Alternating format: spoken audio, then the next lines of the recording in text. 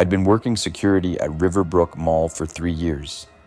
The graveyard shift was mine, 10 p.m. to 6 a.m., 5 nights a week.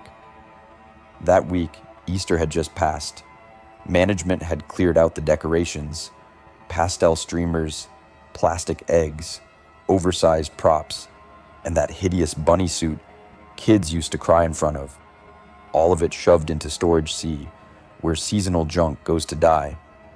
The mall was supposed to be locked up tight. After midnight, only I had access. I knew every echo, every draft, every dull fluorescent flicker. But that night, something felt wrong. The shadows seemed to lean closer. In the air, it carried something else, like old fur and copper. At 2:45 a.m., the monitors glitched. I remember the exact time because I'd just brewed my third cup of coffee. One by one, each feed flickered, then static, then black. For a few heartbeats, all I saw was my own reflection on those screens. Until camera 6, the one pointed toward the food court, buzzed back. There he was, a tall figure, motionless beneath a swaying paper carrot. 6 feet, maybe more. Shoulders hunched unnaturally. The rabbit mask was wrong. Not the one from the costume bin. This one looked aged, yellowed, almost like it had once been white.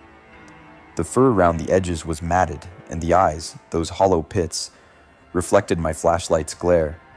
Except I hadn't moved yet. I grabbed my keys and flashlight, half expecting to bust a stoner in a stolen mascot outfit.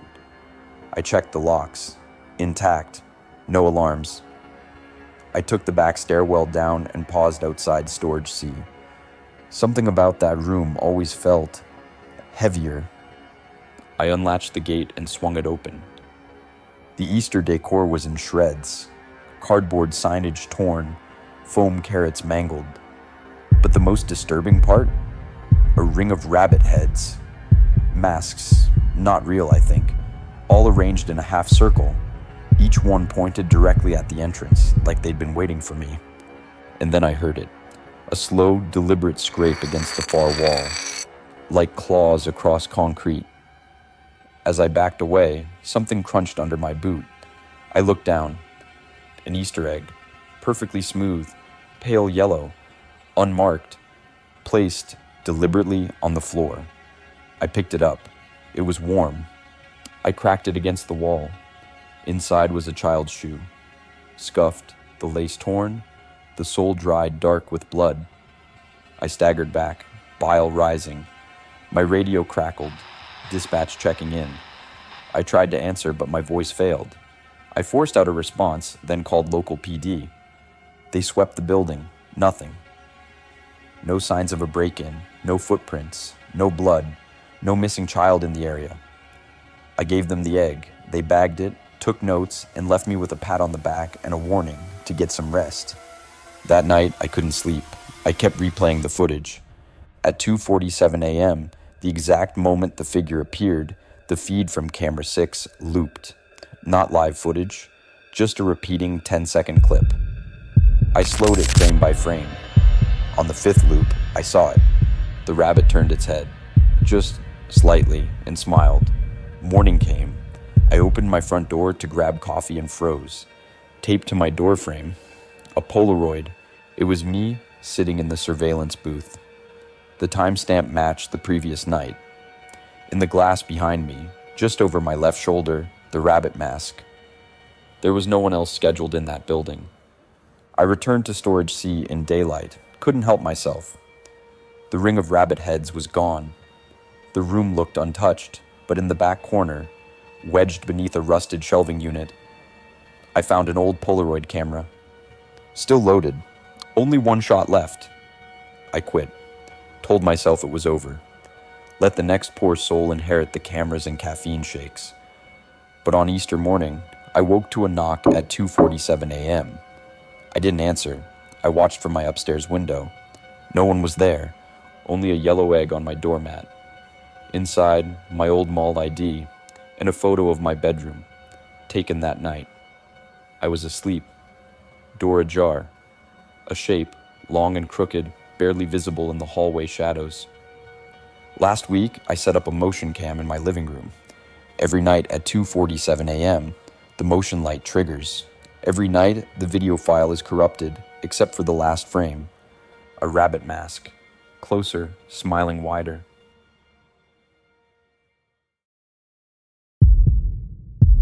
I'd planned a solo road trip, figuring Easter weekend would be perfect for clearing my head and grabbing content for my travel vlog. My GPS rerouted me off the highway onto a narrow gravel road flanked by bare oaks. The sun dipped low, and Belmere emerged as if conjured by the twilight. A single gas station, a row of neat cottages, and at the far end, the white steeple of a chapel I'd never heard of. Curiosity got the better of me. I pulled into the empty lot and killed the engine. My camera batteries were full.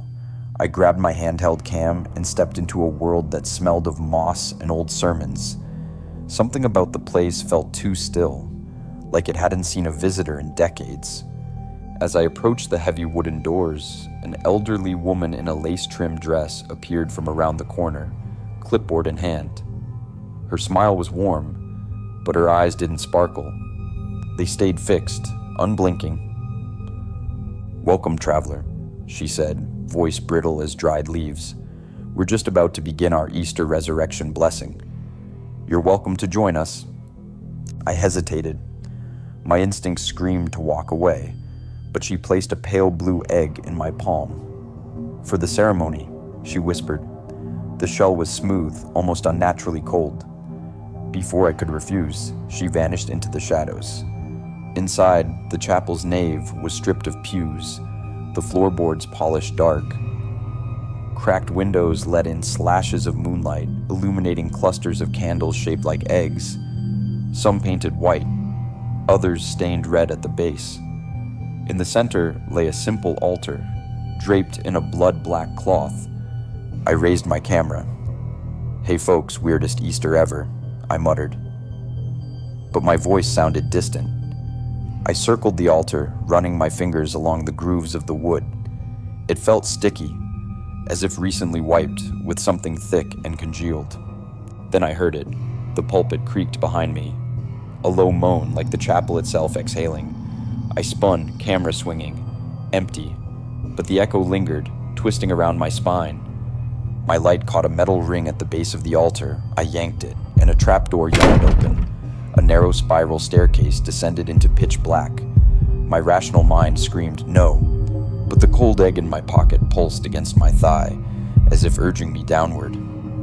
One step in, my foot splashed in something thick that smelled of iron. I nearly vomited. My flashlight revealed a shallow pool of liquid pooled on the first stair. Dried blood congealed at the edges. With each step, the air grew colder, damp, heavy. My breath formed clouds in front of me. The walls were riddled with carvings, inverted crosses, rabbits with elongated ears, cryptic runes swirling in the stone. Footfalls echoed behind me, though I was alone. Halfway down, my camera battery blinked red. I cursed and switched to night vision. The green haze showed walls closing in. My heart pounded so hard I worried the floor would give way. At the bottom, the corridor opened into a cavernous chamber, and I heard chanting. A dozen voices, low and guttural, rising and falling. The words were ancient, impossible to make out, but I felt their weight pressing on my mind.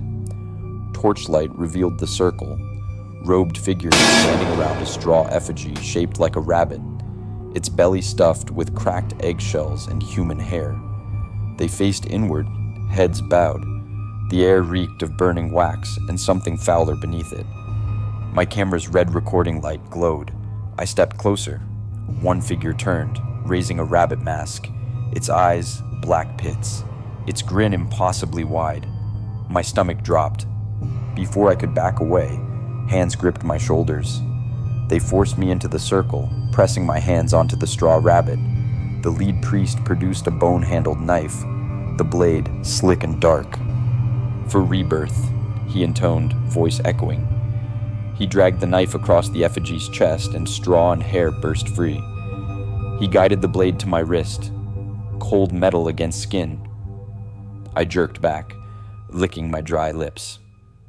Pain bloomed as he nicked my arm, drawing a thin ribbon of blood. I stifled a scream. Everything went black. When I came to, it was dawn. I lay in mud outside the chapel, clothes torn, camera smashed. My Jeep sat 100 yards away, tires flat, windows shattered. I stumbled inside, locked the door, and drove, until the chapel was a white sliver on the horizon. Weeks later, a package arrived. No return address. Inside was a clay bowl filled with cracked eggshells and a scrap of red-stained cloth, the same black altar cloth. Tucked beneath it, a note. You escaped, but the pattern remains. Yesterday, I checked my mailbox. No mail, yet tucked behind the lid was a pale blue egg, cold as stone. I still have it in my drawer. I haven't dared open it.